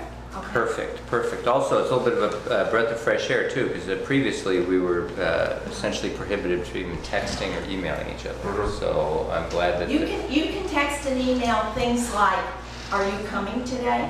Mm-hmm. That sort of thing. Sure. You can't say, "What do you think about the fertilizer ban?" Of course, No. of course. Yeah. Good. Okay. Good. But just also, you guys, you can email and talk to me about anything. Sure. That's Because we're on right. the same board. That's right. We're here. And, you And know, that's kind of, one-on-one. well, it's kind of my role. I mean, you know, you can't really direct staff, but you can talk to me about anything, so. And then Becky, So we can email you or call you or talk to you Absolutely. and discuss anything that we're talking about. And- and You're any- kind of like Unreasonable hours. unreasonable hours, you know. Yeah. Until Bill's it's therapy 2 hour. a.m., are you? And you can do the same with any member of the town council.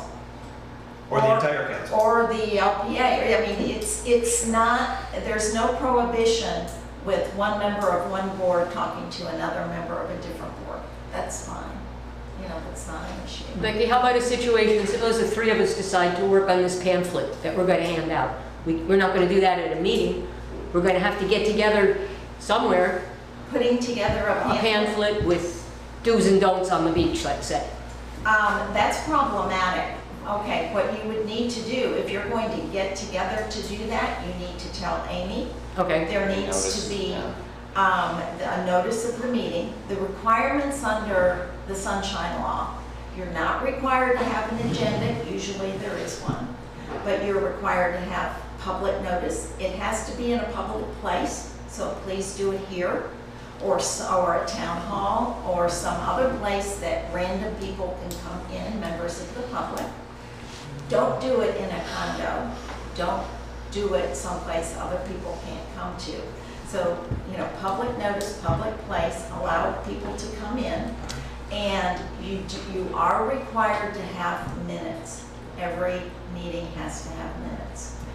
And the minutes can be, you know, the 3 of us got together and we worked on a pamphlet.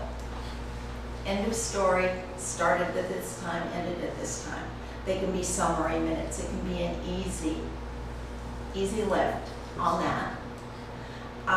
In the It minutes. doesn't have to be recorded and it doesn't have to be broadcast. No. But you just have to be careful about it. And let me say one other thing and then I'll get to your question. When I say you can't talk with each other about things that might come to you for a vote, you can't talk to, for instance, you can't talk to Bill Beach, and Bill Beach can't call somebody else and say, "Oh, so-and-so said this." Proxies. Okay, yeah. Little daisy you chain. you can't carry things back and forth, because not only is that a violation from the 2 people you talked with, it's a violation for the intermediary.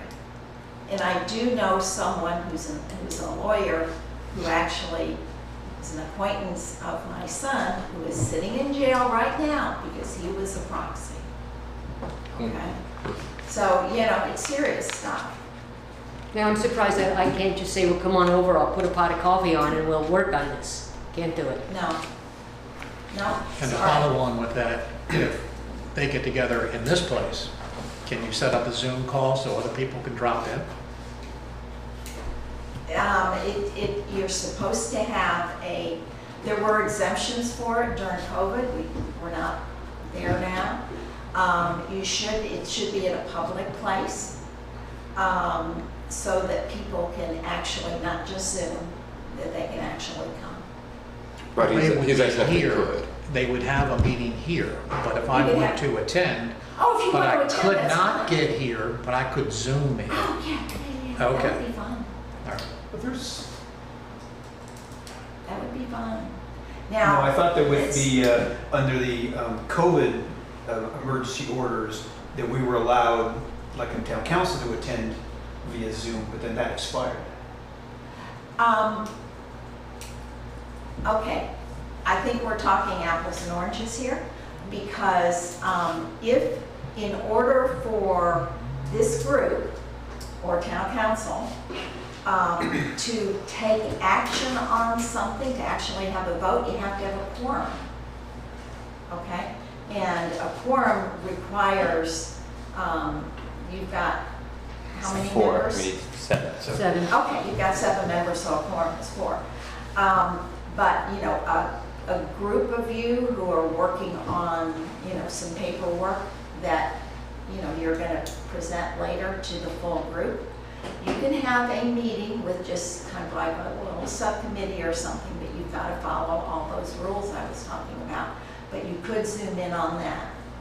And if let's say somebody has a cold or they've got the flu or whatever, this group has the authority, just like the town council does. They may not exercise it, and it's fine to not exercise it.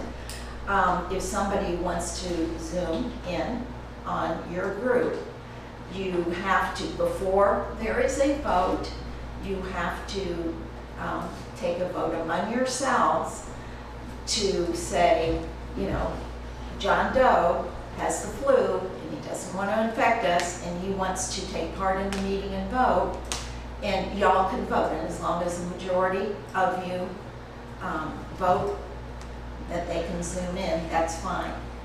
But you have to have an in-person quorum before you take any action on anything, before you take a vote on anything. Good. Okay? Yes, thank you. Sure. And public records, that's another thing. If you do, like y'all are taking notes of what you're doing, and I assume that you're taking notes for your own purposes. That is not a public record, okay?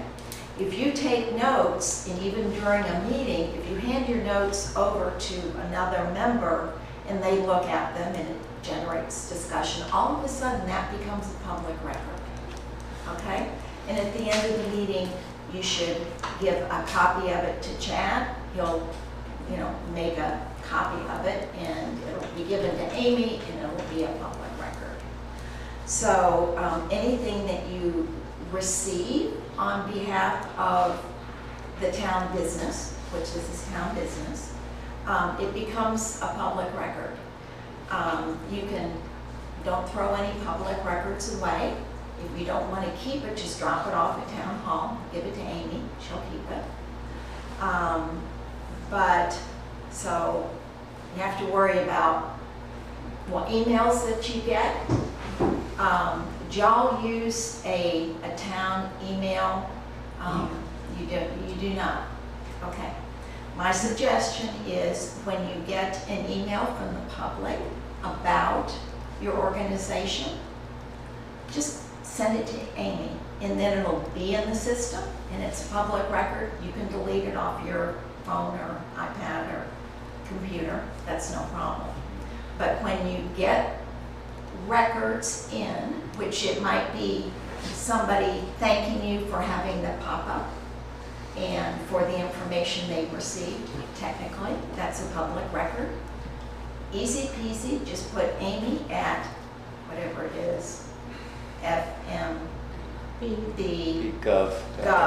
fmbgov.com. Just send it on to her, and then it'll be in their system, and you can erase it from your computer. Okay?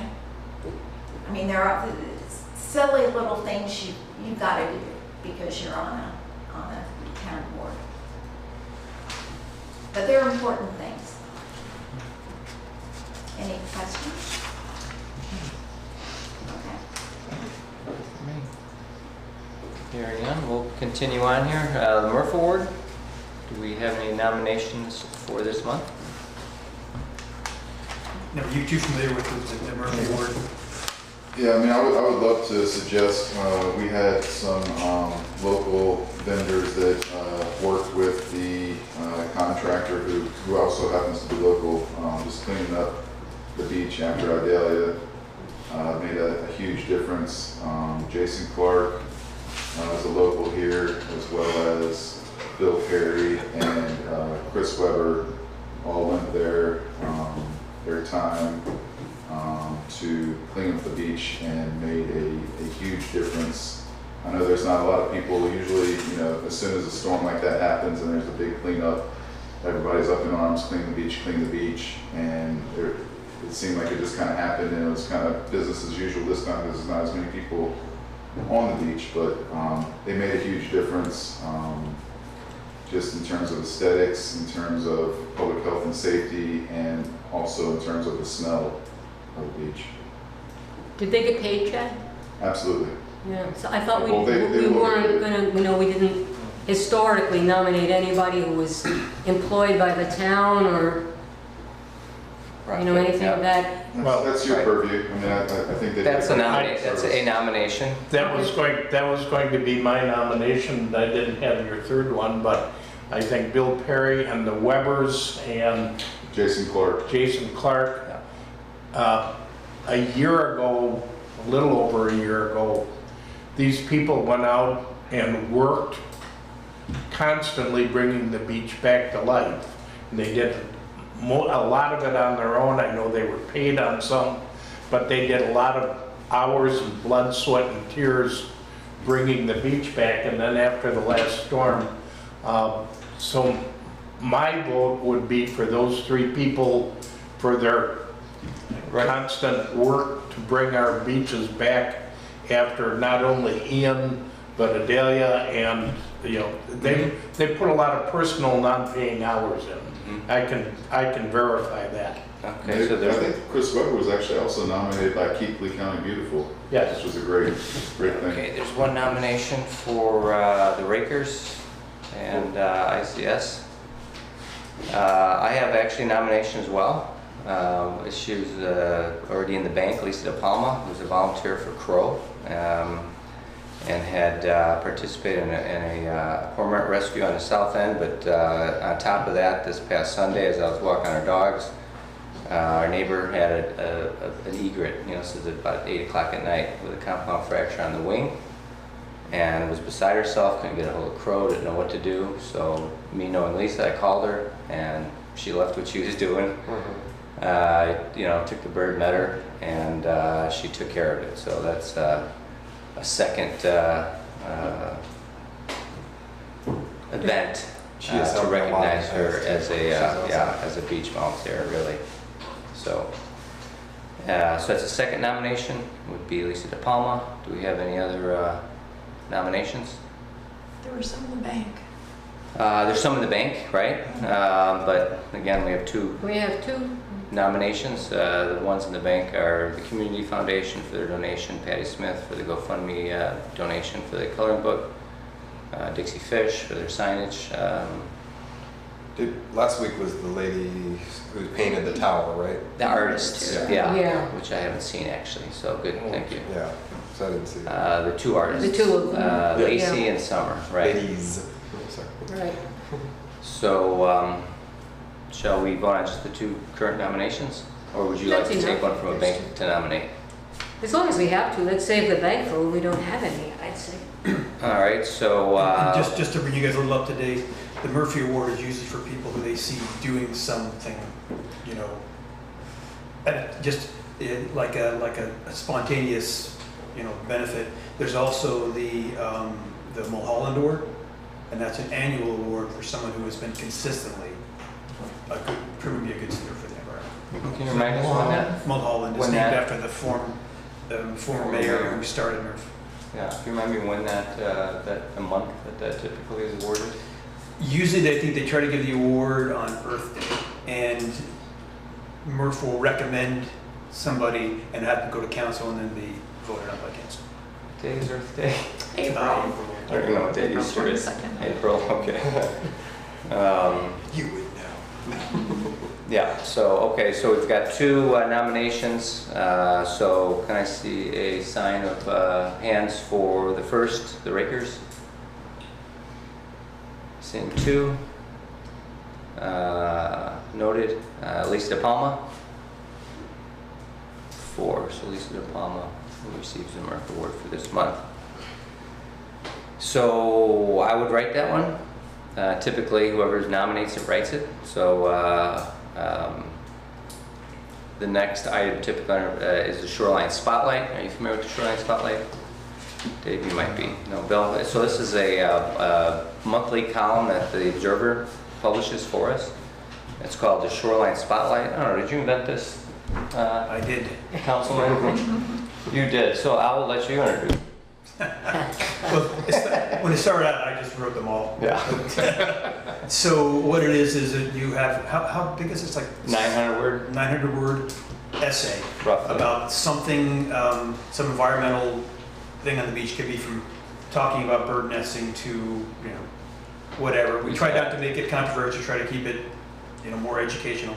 Yeah. And a picture to go along with it helps. Yeah. And Typically your own picture too, so I'll have to get both of you guys have a Have a picture you can headshot. send me, yeah. big A time. headshot, Yeah, yeah. headshot. Yeah, but typically it's not, it's not editorialized, it's not opinionated, it's just a factual article on something to do with the environment. Do you guys want to throw out some examples? I did humans, that we're the most important creature on the planet because we can make the biggest difference, positively and negatively, and I talked about positive things happening. Yeah, Yeah, That's what I did. I did one on just on what different birds eat. yeah. The Italia butterfly, you did that one too. Yeah, that's right, I did that one. Yeah. I did one on mullet fishing, the mullet run. Mhm. So something's just to do with the Native ecosystem, plants, something native artificial plants. grass, yeah. I was planning on Yeah. doing my next one on history. Shells, ecosystem yeah. and stuff. So actually mine is in September. I haven't decided for October. I haven't decided what that was yet. Do you want me to take Doc's place for October? We can do that, but Or you want me I can fill in. I can Otherwise, do you wanna for fill in? October. I would, there's a lot of information that I couldn't put in on this, but, for all of the people that weren't watching this captivating meeting, I think it would be nice to put this information in the Beach Observer, because it is something, FWC was absolutely enthralled in that they had more of the endangered plovers hatching this year than ever, and I think that'd be a nice spotlight for absolutely. the article. Talk about why they selected the beach, why it's there, and the outcome of it. So I'll volunteer to do that. Okay, good. Awesome. Typically, the SOP on that is that you write it and it goes to our staff liaison, who then lets the PIO also look at it for the Right. town, and Sure. then I submit that then to the newspaper. And it's 900 words? Yeah, I'll send you the, I don't want to say I guess publicly your email address, so maybe after the meeting you can write down your email address. And then I can send you just a little blurb on, just as a reminder. So Dave, if you want to fill in Doc's spot, then that's October, and his next one is not until May. So Okay. can I mark it down for those Sure. two? Okay. And then the other vacated spots, Bill, were Wendy's. February. So unless of course you're anxious to do it, somebody's willing to swap with you. But typically we just been rolling it over and over and over and over. So it'd be February, and I'll remind you again. Usually, I say who's up, who's on deck, and who's in the hole. So it's February, and then it's September. Not again until September. So basically, as you can imagine, it's a 7-month turnover with the 7 members. So I'll put you in those 2 spots if that's okay. Yep. Okay, perfect. All right. So that being accomplished, set the agenda for next meeting. I think that would probably come from the list you did today. Okay. When can we expect having that? Let's see. Look at the calendar.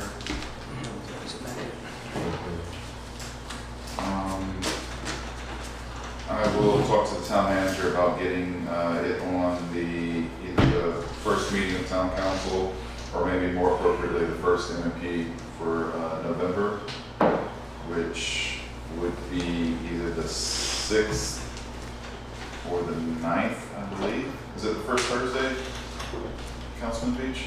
Is the MMP? It's usually the Thursday after the first meeting. Right, and so I guess merged the way it is would be the 8th, so I will, and we have to set the agenda by the 1st. So if they let me put it on the 6th of November, we can word the agenda on the 1st to incorporate their direction. Now, this could, I mean, the chair can go anytime during the item, during committee items and reports. Sure. And I can provide this report to the town manager in fairly short order, maybe just get some feedback from all the different members of the council, maybe just get a consensus. But I don't know if we need it to be so formal. I'll talk to the town manager and see what his advice is. Okay. Okay. So, is there a motion to adjourn? Real quick, I'd like to officially welcome you guys on board. I mean, we're excited to Go, go. thanks, Ray. Jumped right into it, didn't we? Yeah. I know. I look forward to the differences and the discussions we had today. I think it'll be Good. Good. Excellent. So, And with that, I'll move that the meeting be adjourned. Second. all right, motion by Spaletta, second by Newsbaum. So 11:58 a.m. Right on time. Excellent. my wife Amber. Somewhere, and I don't know where. That was like, there was less